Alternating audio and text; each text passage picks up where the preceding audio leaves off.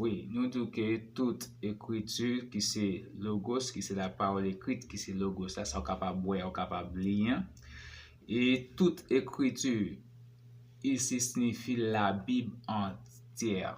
Qui c'est toute écriture, c'est toute la Bible, toute parole capable de lire, ou capable bien remarquer.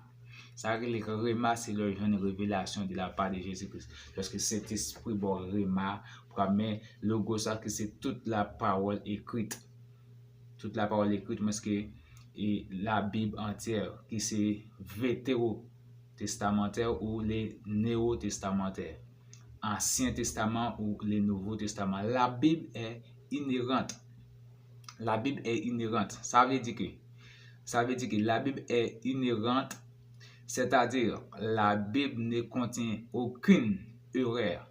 La Bible est inhérente, ça veut dire que la Bible n'a pas aucune erreur là-dedans. Tout ça qui est écrit dans la Bible, c'est vérité.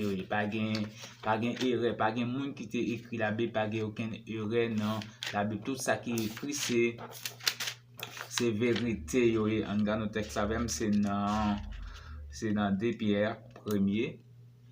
2 Pierre 1er, verset 21. 2 Pierre 1er, verset 21. La Bible est inhérente, ça veut dire que la Bible n'a pas aucun erreur.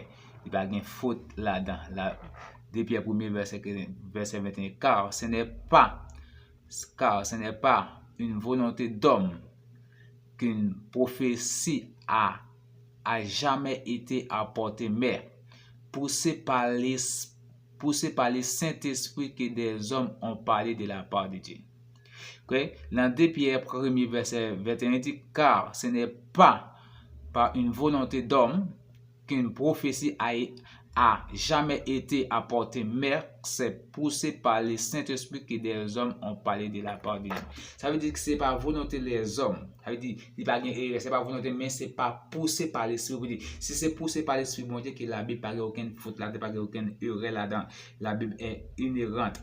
Et c'est pourquoi on va dire la Bible qu'il n'y a pas aucune erreur, il n'y a pas de faute là-dedans.